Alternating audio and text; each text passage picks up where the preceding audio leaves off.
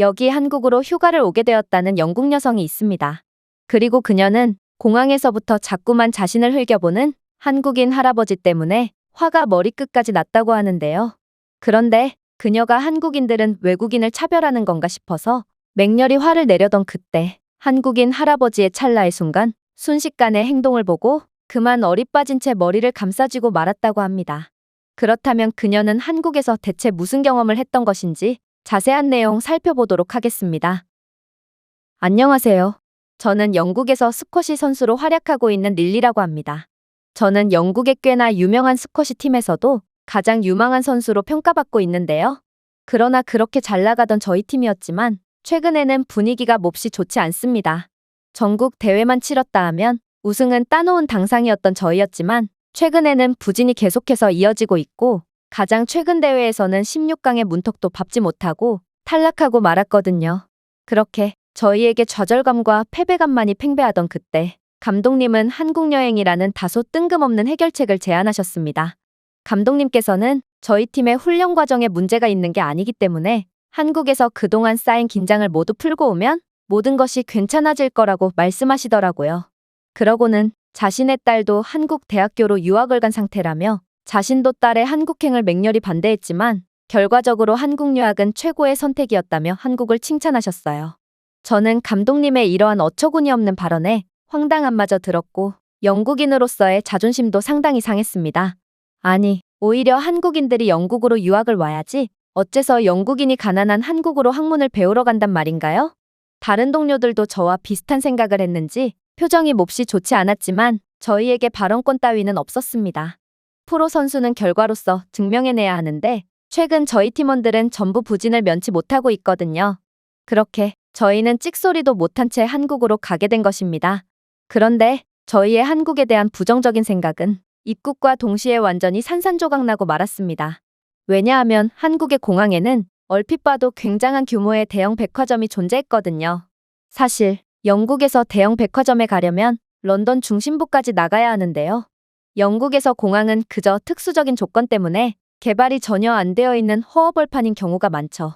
그런데 가난한 줄로만 알고 있던 한국에서 공항에서부터 이러한 놀라운 인프라를 가지고 있다니 저희는 화들짝 놀랄 수밖에 없었습니다.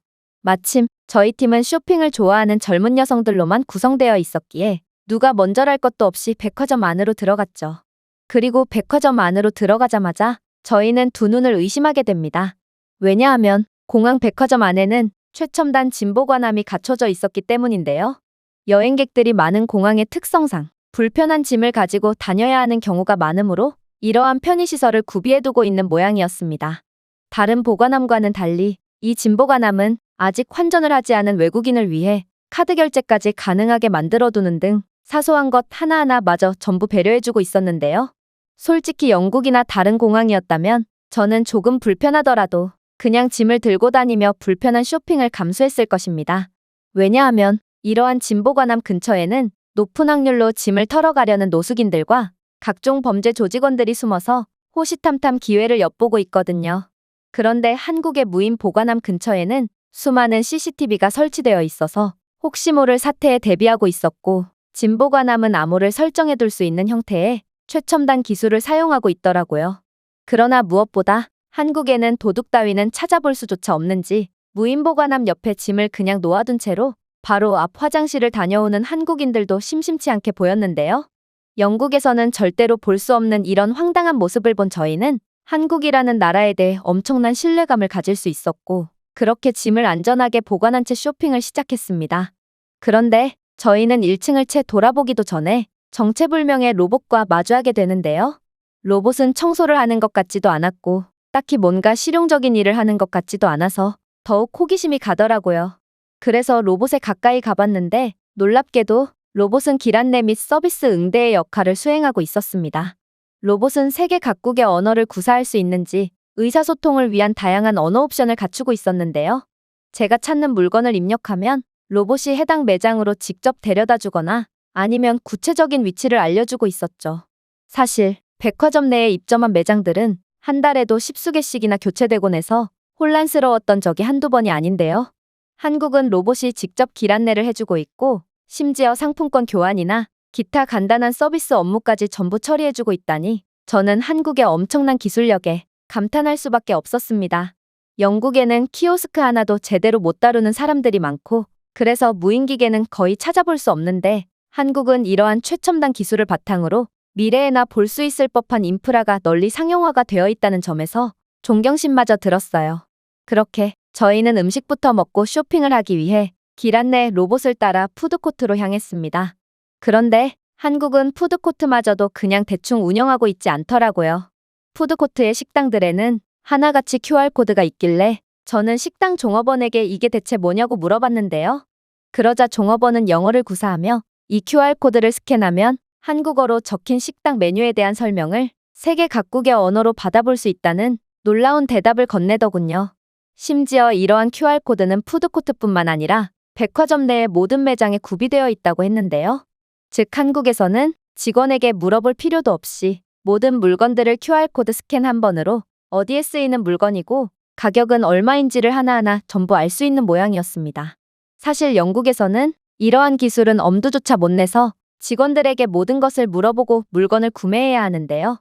그러나 영국의 종업원들은 영어를 잘 못하는 외국인을 하대하고 질문에 대한 답변은커녕 영국에 왔으면 영어를 배우라고 화부터 내는 불친절함을 보여주고 있을 뿐입니다. 이건 이미 시스템적으로도 외국인 관광객들을 위해 놀라운 배려를 해주고 있는 한국과는 수준 자체가 다른 모습이죠. 저는 한국의 기술력과 친절함을 보고 감독님이 왜 저희를 한국으로 보냈는지 이제야 이해할 수 있을 것 같았습니다. 영국이라는 섬나라에서만 배우기에는 세상은 너무나도 넓었던 것이죠. 그렇게 저희는 한국의 기술 인프라를 적극 활용하며 맛있는 한식도 먹을 수 있었고 직원들에게 딱히 묻지도 않고 저희 스스로 옷 몇 벌까지 구매하며 만족할 만한 쇼핑을 즐길 수 있었습니다. 그리고 아무래도 짐을 바리바리 싸온 저희였기에 낑낑대며 인천공항을 빠져나가려고 하고 있었는데요.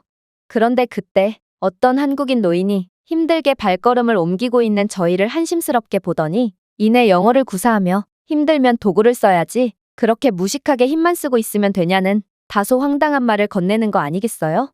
저는 백발의 노인이 완벽하진 않지만 그래도 영어를 구사할 수 있다는 점에 놀랐는데 이 한국인 노인은 제가 정신을 가다듬을 시간조차 주지 않더라고요.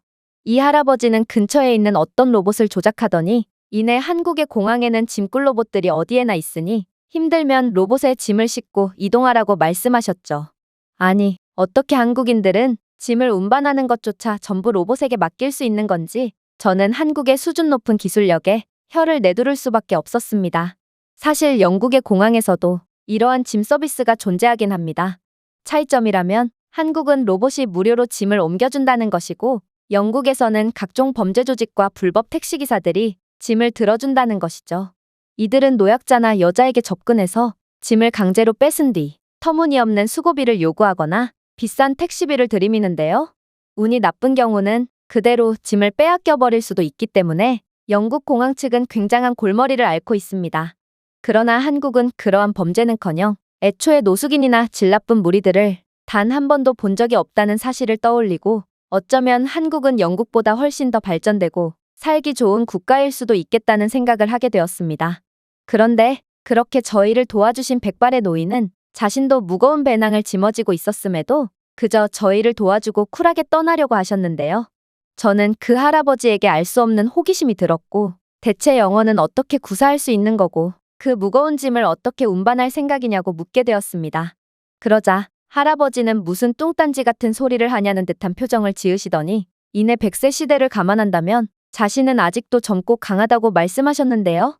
그러고는 한국에는 주민센터나 각종 인터넷 교육을 통해 영어를 무료로 배울 수 있다며 자신은 3년 동안 국가에서 무료로 지원해주는 영어 프로그램을 수강했고 한국에서는 의지만 있다면 뭐든지 무료로 배울 수 있다고 하시더라고요. 저는 외국어도 구사하고 이러한 최첨단 로봇까지 자유자재로 다루는 한국의 노인을 보고 엄청난 존경심이 들었습니다.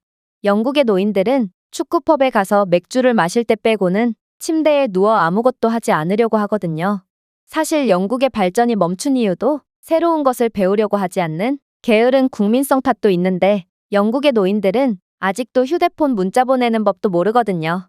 이건 한국의 노인과는 완전히 상반된 모습이었고 저는 이러한 한국 노인들의 삶의 태도야말로 진정한 한국 발전의 원동력이 아닌가 하는 생각이 들었습니다. 그렇게 저희는 한국의 놀라운 인프라 덕분에 손쉽게 공항을 빠져나갈 수 있었고 택시를 타고 숙소에 도착하게 됩니다. 놀랍게도 한국의 숙소에는 게이밍용 PC와 안마의자까지 설치되어 있었는데 심지어 호텔 로비와 연결되어 있는 프린터로 프린트 출력까지 할 수 있는 인프라를 구축해 놓았더라고요. 부끄럽지만 영국의 도시 외곽 지역에서는 아직도 PC 보급률이 낮아서 프린트는커녕 공공기관에 있는 공용 PC를 사용해서 이메일이나 문서 작업을 하는 사람들이 아직도 상당히 많은데요. 그러나 어떻게 한국에서는 그저 평범한 숙소마저도 놀라운 디지털 인프라를 갖추고 있을 수가 있는 건지 저는 정말 깜짝 놀랄 수밖에 없었습니다. 심지어 이러한 PC와 안마의자는 도난 방지를 위한 어떠한 장치도 해두지 않고 있었는데요. 영국에서는 공공기관의 PC 부품들을 전부 분해해서 팔아넘기는 도둑들이 들끓고 있고 심지어 이들은 모니터까지 전부 훔쳐가는 바람에 많은 사회적 문제를 발생시키고 있죠.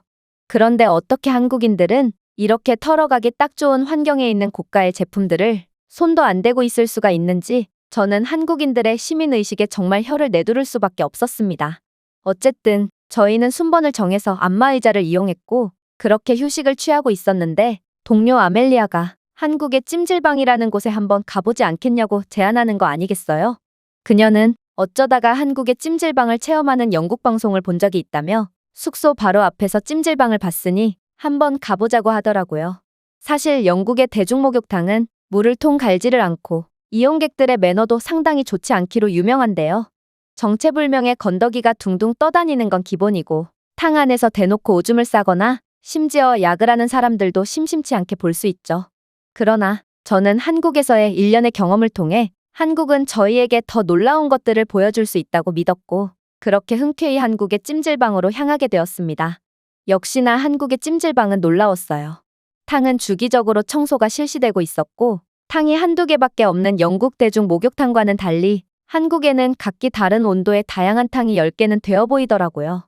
찜질방은 더욱 놀라웠는데 이곳은 찜질을 하러 오는 곳 그 이상의 문화공간인지 찜질방 안에는 영화관과 PC방 그리고 식당들이 즐비해 있었어요.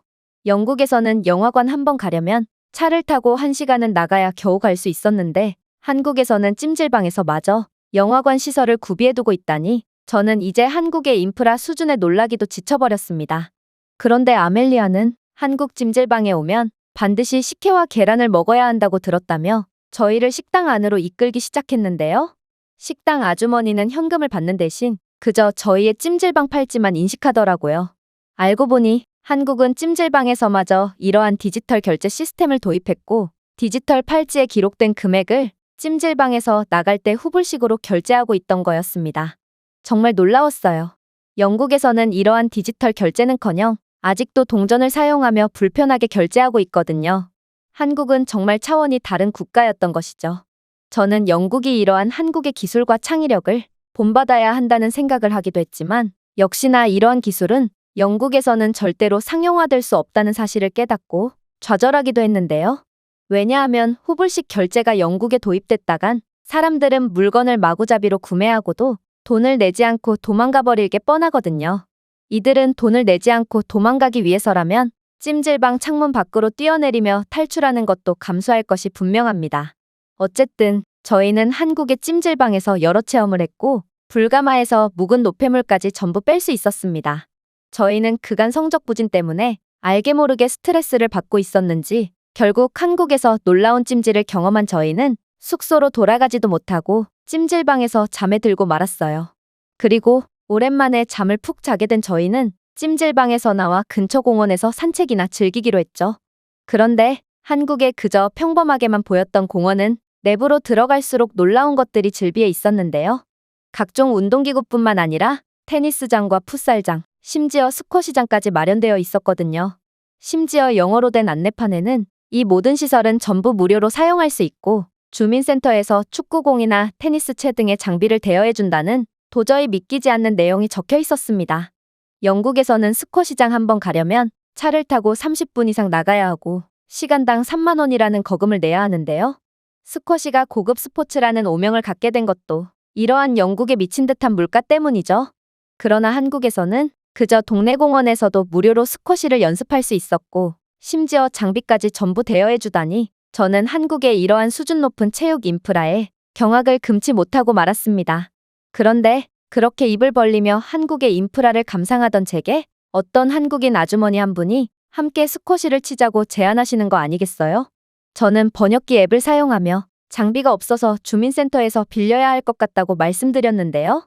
그런데 아주머니는 무슨 장비 하나 빌리러 주민센터까지 가냐며 이곳 공원에는 마을 주민들의 자체적인 커뮤니티를 통해 공용 스포츠 장비들을 기부받고 관리해오고 있다는 믿기 힘든 말씀을 건네시더군요.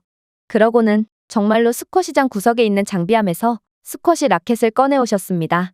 아니, 어떻게 이런 값비싼 스포츠 장비들을 기부를 할 수 있는 것이며 이걸 아무도 훔치지 않을 수가 있는 건지 저는 도저히 현실적이지 않은 장면에 이제 그만 생각을 멈추기로 했습니다. 한국은 영국과 비교하기엔 너무도 수준이 높은 나라였고 이 나라와 비교하는 건 그저 비참해지는 지름길일 뿐이었거든요. 이 외국인의 글은 여기까지입니다. 한국에서 놀라운 경험을 했던 영국 여성의 사연이었습니다. 제가 준비해온 내용은 여기까지입니다. 끝까지 시청해주셔서 진심으로 감사드리며 여러분들의 구독과 좋아요, 알림 설정은 영상 제작에 큰 힘이 됩니다. 이상 세모튜브였습니다.